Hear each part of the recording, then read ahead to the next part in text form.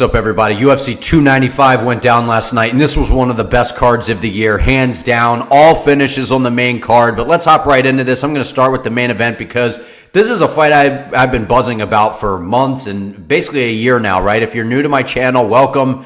Hit that subscribe button. But anyway, I had been saying Alex Pereira going up to 205 was going to make the light heavyweight division great again, and boy, has he. Was I right? I don't want to sit here and be that guy that'd be like, I told you, but I did tell you, right? I said that going up to 205 was going to be the right move for Alex Pereira. He was going to make 205 pounds great again. He was going to make it fun. He was going to make it exciting. He was going to bring what UFC fans and what fight fans are looking for, right? A scary guy, or just his persona is very different. He's kind of got that Michael Myers thing going on where he just stands there like, right? And then he's lethal. He's absolutely lethal on the feet. His calf kicks, the leg kicks. In my breakdown, if you didn't see the breakdown, you can go back and fact check me here. Did I not call this fight to a T? I said that if this took place out in space, Alex Pereira was going to win this fight. He was going to use the calf kicks to neutralize the movement of Jiri Prochazka, which he did. And then eventually Prochazka was going to need to close the gap. And Pereira, guess who? The left hook. And what round did I say that this was going to get done in?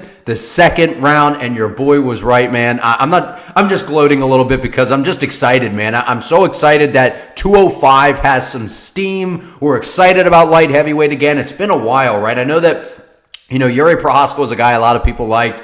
Then it was Jamal Hill, and just there's been so much going on at 205 that it's like finally we have a little bit of a setup here with Alex Pereira. I gotta say though, I did not like the call out of Israel Adesanya at the end, right? Because we've been detaching, or I have at least, Alex Pereira from the Adesanya saga and this and that as times went on, and just kind of he's done some incredible things outside of fighting Izzy. I don't want it to always be him and Adesanya. I get that there's always going to be that history, but I'm really not that interested in seeing that fight again. I guess if it was for the 205-pound belt, then sure, but Izzy's not going to take the fight, man. Alex Pereira at 205, he looks scary. The leg kicks are a problem. Izzy was able to use a little bit of that trap where he, was able to bait Pereira in and then land that shot. He knows that Pereira's not going to fall for that again. And we got to be honest, right? Because I'm a fan of Izzy's striking, right? Izzy's a really good striker as well, but we got to be honest. Pereira was tearing him up, man. He was tearing him up with those leg kicks, and that's what's so fascinating about Alex Pereira. I've been watching this guy since his Glory Kickboxing days, back when he fought Jason Wilness, and the first time I ever saw him fight was when he fought Dustin Jacoby, who's actually in the UFC now, knocked him out with a left hook. But the point is, people don't understand that this is not how Alex used to fight. Alex used to be incredibly aggressive, shoot across the cage. He didn't really throw a lot of kicks at all in Glory Kickboxing, and in his kickboxing career, he wasn't much of a kicker. He threw kicks. He's knocked people out with them, like Jason Wilness, and he's tore some legs apart, like when he fought Artem Vahitov. He used the leg kicks very well. But this is kind of a new fighter, right, in a way, because Alex still has that scary presence, the left hook. We all know about it, but he plays the long game. He's very patient. He moves. He just invests in damaging the legs. So that way it neutralizes your movement to where you become more predictable. He's either going to close you down, you can't move the same, or you're going to have to try and close him down because you're like, crap, my leg hurts, like Jiri Prochazka, and you try to close the gap, and then boom, he's able to walk you right into a trap. So this guy is a lot more technically inclined mentally in the fight world than what people may give him credit for. He's more than just some big, scary, stoic Michael Myers-like figure, right? The guy's got brilliant fight IQ, perfect game plan by Alex Pereira and company here. Just neutralizing the movement of Jiri Prochazka, a guy that has a very awkward, unorthodox movement. Alex was very cautious in the striking, showing a lot of respect to Jiri. Stayed safe on the ground in the first round when Jiri was able to take him down. Did a great job. Really impressed with the performance of Alex. I thought Jiri actually looked pretty good in the first round, and as I also kind of predicted, he was going to try what Adesanya did. He threw that jab, left it out there, and threw the right hand over the top. It did clip Pereira a little bit. The difference is at 205 pounds, that chin is much better. He's able to take a shot much better because he's gotten hit. He got hit by Jan Blachowicz. He got hit by Jiri last night, and Jiri has put out some really great fighters, man. Jiri has 28 finishes out of 29 wins in MMA. So, he's knocked out, or I think he knocked out Vadim Nemkov. He definitely beat him, who's Bellator's light heavyweight champ, who people are saying is one of the best light heavyweights on the planet, period, no matter the organization. So shout out to Alex Pereira, big fan of the guy, been watching him for a long time. Just excited to see. I've got to be honest. I got to level with you here, right? I never thought that he would have this much success in MMA. I didn't. I thought that, the Adesanya thing's a perfect matchup. It's a kickboxer. I got it. But when, I was worried with the Jan Blachowicz fight. These guys that have the power, the grappling, that they can mix it in, keep them guessing. But Alex Pereira has just been sensational, man. And I think that at some point we're going to be talking about one of the greatest combat athletes of all time. Just due to the fact that two-weight world champion in Glory Kickboxing, right? I mean, that's the most premier kickboxing organization in the world. If you've never seen Glory Kickboxing, whenever they do throw fights, I encourage you to watch it. It's so fun to watch. There's some great fighters out there. So shout out to him. He's the first guy in the UFC to win the middleweight and light heavyweight belt. Known fact. That's incredible.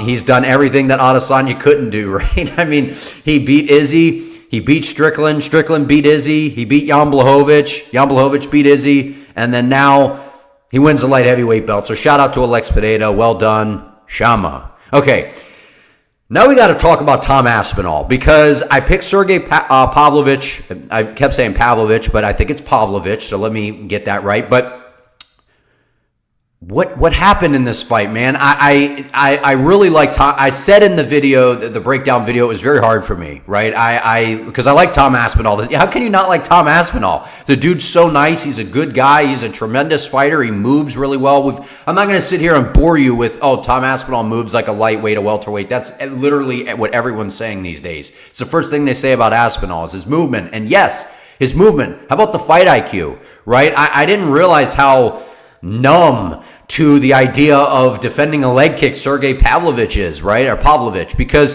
those leg kicks were going to become a problem. Those were some hard leg kicks from Tom Aspinall. Then he started throwing some switch kicks upstairs, and it was a brilliant game plan by Aspinall. Not only the movement, but the difference in levels and techniques thrown, right? He started beating up that lead leg. Then he started throwing kicks upstairs, started throwing some front kicks up the middle, giving Sergei a lot to think about, a lot to be cautious about.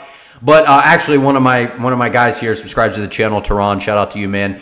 We were messaging during the fight, and Sergei he clipped him. He clipped Tom Aspinall. He started to finally close the distance. He took enough of those kicks. He's like, all right, enough of this. The hell with that. Stepped in through, I believe it was a left hook. He clipped Tom pretty good. And Tom, I think, was hurt. I'm not saying he was like super hurt out on his feet or anything, but he definitely got his bell rung. And he was kind of like, whoa, and Sergei just backed up like it was sparring and kind of let Aspinall reset and kind of get some of that space. And I just was kind of shocked because Sergei is normally super aggressive. He lands a shot, and I know you have to be careful blitzing in on Aspinall because of the speed. He does have really good power, the quickness of, fearing a right hand coming down the middle. We've seen Aspinall knock guys out that way, so I understand that.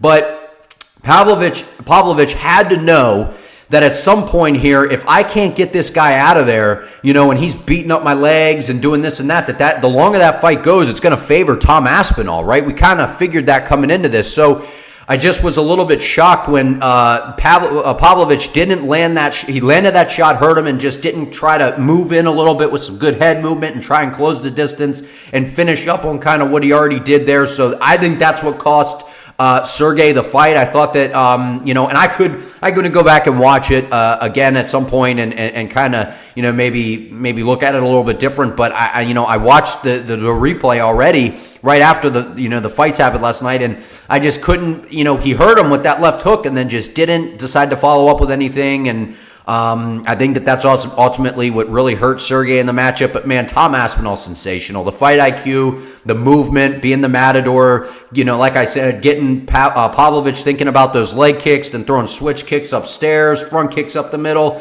That's scrambling the brain, right? Because you're like, what's coming next? Then the movement, stepped in, beautiful 1-2. Almost, he kind of reminds me of Whitaker a little bit at heavyweight, if that makes sense, right? I mean, very basic stuff from Tom Aspinall, but he moves in and out really well. He darts in and throws those shots. That right hand clipped right on the back of the, above the ear, that back of the head, knocks off your equilibrium, which is what he did to Pavlovich there. And some brutal hammer fists on the ground well done by Tom Aspinall, man. I went with Pavlovich. I thought he was going to be able to close the distance and get the job done, but we all knew, I even mentioned in the video, that Aspinall's movement, nothing to be played with.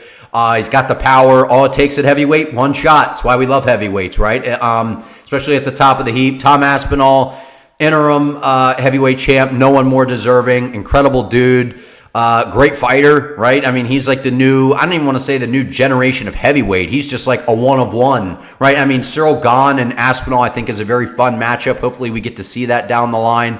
But it's kind of an interesting position because when you become the interim champ, you're basically, that's your ticket. You've punched your ticket to fight for the actual belt next. The problem is for Aspinall, he's going to be on the sidelines for a while because John Jones is hurt. He's getting back into, getting back to, I know Dana said rehab in the post-fight. That's not what I'm saying, rehab. Like, you know what I mean? Trying to get healthy again. The physical therapy, all those different things. I can't think of the word. But anyway, so John Jones is going to be fighting Stipe. And then, so that's going to probably be, maybe close to a year from now? And then after that fight, depending on what happens, then you're saying Aspinall's going to get a shot. So I'm curious to see how this plays out because it looks like Tom Aspinall could be spending quite a bit of time on the sidelines in 2024. I don't want to see that for him. He's a guy that I think would love to be active. He takes very minimal damage in his fights. The movement, I have nothing but positive things to say about Tom Aspinall. The guy's a tremendous fighter, and I'll be curious to see kind of how Sergei Pavlovich bounces back from this. I think that he had learned some things in this, which is got to address the leg kicks. You can't just eat a bunch of those, especially at heavyweight with a guy that's throwing some technical shots there. And then closing that distance and following up, which he hesitated. And I understand because Tom's fast and the power, and you respected that. I got that. And also maybe a little bit of mind games from Tom Aspinall, right? I know he's a nice guy, but the holding of the shoulders and stuff when the refs giving them the directions and instructions before the fight in the center there before they go back to their corners and then start the fight. Maybe a little bit of mind games, right? I know Aspinall's a nice guy, but kind of like trying to soften up that hard Russian Sergei Pavlovich. So I don't know. I'm not saying that had anything to do with it, but Tom Aspinall, well done. Well done, Tom Aspinall. Shout out to the UK. You guys got yourself a hell of a champ. Interim or not, he's a champ. I think that he's a nightmare matchup for Stipe Miocic in terms of the movement, the striking. Stipe, does have good grappling. We haven't seen Stipe fight in a while, but in terms of the striking, Aspinall has the speed advantage. I do believe that he would be able to beat Stipe. The question mark would be, and that's no disrespect to Stipe, it would be a great fight either way because Stipe is the GOAT heavyweight. But John Jones is always that X factor because his fight IQ is so brilliant, but I think with Aspinall, the movement would be a little bit of a problem for John. I think Tom Aspinall can defend takedowns well, and he's got the speed, but I don't know. Again, it's John Jones, so I don't want to get too much into that because we don't know what's happening next, right? So, but at the end of the day, tremendous performance by Tom Aspinall, and I just want to give another shout out here is to Diego Lopez. This guy is unbelievable, man. If you didn't see his fight last night opening up the main card, this guy's a problem, man. Pat Sabatini is a really good grappler. I believe he fought my guy Tucker Lutz, a couple fights ago. And Pat Sabatini's grappling is sensational, and it was non-existent last night. Diego Lopez had an answer for the takedowns, and he was brutal off of the clinch exchange, kind of where you start to separate, boom, cracked him with the right hand. Moral of the story, anyone that's a fighter out there, anyone that trains or just in general, you watch the sport, whatever it is, the importance of exiting the clinch or getting back to your feet and the importance of getting your hands up and being defensively sound because we saw it there with Lopez clipping him with an overhand right, and then we saw Matt Frevola getting head kicked by Benoit there, and that was right off of, the clinch or a scramble, whatever. When you circle out, a lot of guys drop their hands, and then that head kick came swinging in, and boom. So, some things were definitely learned there as well, and I think Matt Frevola will be back, but that Benoit, man, that guy's I think I'm saying that right. He is a sensational guy, the guy out of France. He's a contender. I know he called out Gaethje and Poirier. He's not going to get those fights next. He's going to have to win probably a fight inside the top 10 first before he gets that. I don't really have an opponent in mind just yet for him. but something exciting because the guy he's got some pop behind him. I think that, Cyril Gans became the big France star. I think this guy's next.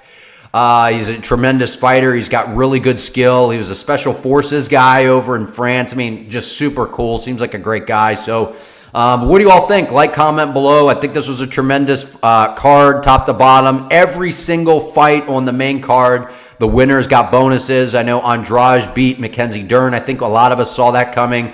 Mackenzie's Dern, as they mentioned on the broadcast, they mentioned Mackenzie Dern's striking did not look good. She regressed since her fight against Angela Hill. I heard something about Jason Perillo not being in her camp anymore. I'm curious to know why that is, because Jason Perillo is a tremendous striking coach, especially with the hands, boxing.